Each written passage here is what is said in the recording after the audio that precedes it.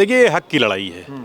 जिन लोगों को सैकड़ों साल से उनका हक नहीं मिला, अगर आज उनका हक मिलने की बात हो रही है तो उसमें गलत क्या है? स्वागत योग है फैसला। जिस तरीके से नीतीश कुमार जी ने तेजस्वी यादव जी का जो एक संकल्प था, जो उन्होंने वादा किया था, आज उन्होंने सार्वजनिक कर दिया है। इसमें दिक्कत किसको है? दिक्कत भारतीय जनता पार्टी को है। हर दल का फ़ायदा है इसमें, बसपा का भी फ़ायदा है, समाजवादी का भी फ़ायदा है, कांग्रेस का भी फ़ायदा है, भाजपा का भी फ़ायदा है। इसमें तो समुदाय का फ़ायदा है, ये पार्टियों की लड़ाई नहीं है, ये समुदाय को उनका हक दिलाने की और न्याय दिलाने की लड़ाई है। आगामी लोकसभा चुनाव से पहले जहां पर बिहार सरकार ने जातीय जनगणना का डाटा पब्लिक किया, जिसके बाद देश में नई सियासत शुरू हो गई है। सियासत अगड़ा बनाम पिछड़ा हो गई है, जिसको लेकर राहुल गांधी के साथ साथ अखिलेश यादव लगातार ये आवाज़ उठाते थे कि जातीय जनगणना होनी चाहिए। बिहार सरकार ने डाटा इसका पब्लिक कर दिया। हमारे साथ कांग्रेस पार्टी के कुछ वरिष्ठ नेता यहाँ पे मौजूद है, बात करने की कोशिश करेंगे। जो सर, जिस तरीके से बिहार में जातीय जनगणना का डाटा बाहर आ गया, उसमें लड़ाई अगड़ा बनाम पिछड़ा साफ साफ दिख रही है, क्या कुछ कहेंगे इस पर? देखिए, ये लड़ाई अगड़ा बनाम पिछड़ा नहीं है और मैं स्वागत करता हूँ पहले तो बिहार सरकार का, जो जातीय जनगणना उन्होंने कराई और उससे जो भारतीय जनता पार्टी जो नफ़रत की बीज बोती है पूरे देश में, इसके बारे में हमको आपको बताने की ज़रूरत नहीं। आप लोग प्रेस के लोग हैं, आप लोग खुद जानते हैं। इससे कहीं ना कहीं जो ये अभी पिछले चुनावों में ये कम्युनलिज़म का एक रोल चल रहा था, 80 बनाम 20 चला रहे थे, ये इस जनगणना के बाद ये अब जो है 14 बनाम 86 होने जा रहा है। जिस तरीके से महिला आरक्षण बिल की बात की जाए, उसको लेकर लगातार राहुल गांधी ये जोर शोर से आवाज़ उठाते थे कि ओबीसी का हक कहाँ है। यही राहुल गांधी भी कह रहे थे, इंडिया गठबंधन के जितने घटक है वो कह रहे थे। एक बार फिर ये बात सामने आ गई जातीय जनगणना के बाद। देखिए, महिला आरक्षण बिल के लिए सबसे पहले कांग्रेस पार्टी ने इसकी शुरुआत की। पिछली सरकार में इसको वहाँ पे लाया भी गया, यही भारतीय जनता पार्टी के लोग इसका विरोध कर रहे थे। और ये सही है कि हमारे नेता आदरणीय राहुल जी ने जो महिला आरक्षण हुआ है या हो रहा है, उसमें भी बैकवर्ड और शेड्यूल कास्ट के हिस्से की बात की है, जिससे कि इक्वलिटी हो और लोगों को, हर आदमी को वहाँ तक की जो है उसके जो एडवांटेजेस हैं वो मिल सके। और भी बात करेंगे सर, जिस तरीके से एक बार फिर देश में नई सियासत की सुबह हुई है, बिहार जातीय जनगणना का डाटा बाहर आया है, क्या कुछ कहना चाहेंगे इस पर? देखिए, ये हक की लड़ाई है। जिन लोगों को सैकड़ों साल से उनका हक नहीं मिला, अगर आज उनका हक मिलने की बात हो रही है तो उसमें गलत क्या है? अगर सियासत पर हिंदुस्तान टाइम्स का एक डेटा है जो पूर्वोत्तर के राज्यों को छोड़कर बाकी जो 21 स्टेट्स इधर हैं उनका है, उसमें आंकड़ा ये है कि जो 471 मुख्यमंत्री हुए 1955 से 2023 के बीच में, उससे 70% सवर्ण हैं, कुल 3% एससी हैं और कुल 17-18% ओबीसी हैं। जिनकी जनसंख्या ही 85% है, उनको हमने क्या दिया? 3%, 18%। तो ये तो गलत है ना। मुझे लगता है कि सबको सबका हक मिलना चाहिए और इसकी एक नई शुरुआत हो रही है। कांग्रेस प्रतिबद्ध है इस बात के लिए कि वो सबको सबका हक दिलाएगी। राहुल जी अगर कहते हैं कि 90 में से 3 ही सिर्फ ओबीसी के जॉइंट सेक्रेटरीज बैठे हैं, तो ये दुर्भाग्यपूर्ण है।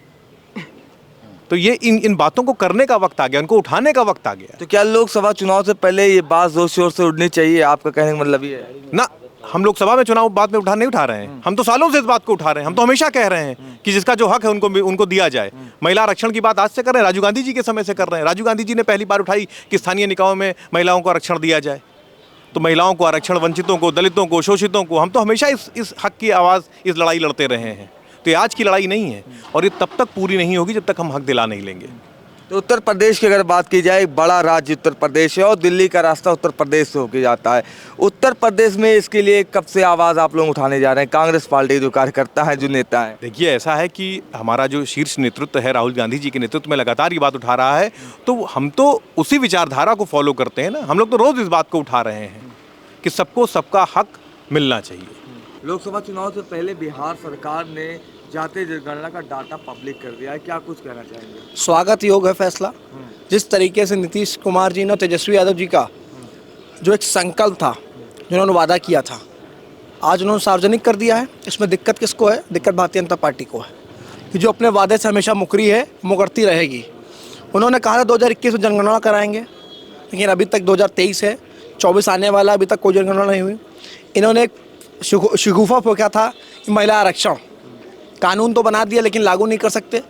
उसका कारण 2 हैं, जाति जनगणना कराई नहीं है और दूसरा परसिमन हुआ नहीं है। दो चीज़ होने से बिना होने से पहले महिला आरक्षण बिल लागू नहीं हो सकता। ये महिलाओं के लिए एक जुमले की तरह है। भारतीय जनता पार्टी को जाति कराने से क्या दिक्कत है? जैसे बिहार में हुआ वैसे आप हर जगह कराइए जहाँ आपकी सरकार है, पूरे देश में आपकी सरकार है, आप कराइए। लेकिन आप सिर्फ शिगुआ फेंकते हो, जुमले फेंकते हो, झूठ बोलते हो। तो देश की जनता जाग चुकी है, समझ चुकी है और बिहार सरकार का फैसला ऐतिहासिक है। उसी जो फैसला आया है, जो उन्होंने सार्वजनिक किया डाटा, उसी आधार पर पूरे देश में जाति जनगणना का चुनाव अगला बनाम पिछड़ा होता हुआ नहीं दिख रहा है। चुनाव अब महंगाई, बेरोजगारी, शिक्षा, स्वास्थ्य पे हो गया है। चुनाव अनपढ़ वर्सेस पढ़ा लिखा हो गया है। चुनाव मोहब्बत वर्सेस नफरत हो गया है। अब जनता तय करेगी मोहब्बत जीतेगी कि नफरत जीतेगी। सर, जिस तरीके से बिहार में जातीय जनगणना का डाटा पब्लिक हुआ, उसके बाद देश में एक नई चर्चाओं का बाजार गर्म हो गया, क्या कुछ कहेंगे सर? देखिए, जातीय जनगणना ये एक न्याय की बात है भाई। जिसकी जितनी जनसंख्या है उसका उतना प्रतिनिधित्व होना चाहिए। इसमें क्या बुराई है? इससे क्यों बच रही है भाजपा? भाई अगर कोई 20% है तो उसको 20% प्रतिनिधित्व मिलना चाहिए। कोई 5% है उसको 5% मिलना चाहिए। कोई 50% है उसको 50% मिलना चाहिए। ये तो न्याय की बात है। हमारे परिवार में हम न्याय करते हैं तो हम अपने देश में न्याय क्यों नहीं कर सकते? ये तो एक लाजमी सी बात है, ये होना चाहिए और कांग्रेस पार्टी इसका समर्थन करती है। तो ये आरोप लगते हैं कि वोटों के लिए ऐसे नाटक किए जा रहे हैं, जो आपके विपक्षी दल है, जो आपकी विपक्षी दल वो करे, ये सब तो वोटों के लिए किया जा रहा है। हम लोग तो हमेशा ओबीसी, एससी, अनुसूचित जातियों को हमेशा से बड़े पदों पे बैठाया है, उनको राजनीति में बड़ी भागीदारी दी गई है। देखिए, इसमें कोई भी दल हो, हर दल में उसके समर्थक होते तो किसी ना किसी समुदाय के ही हैं ना।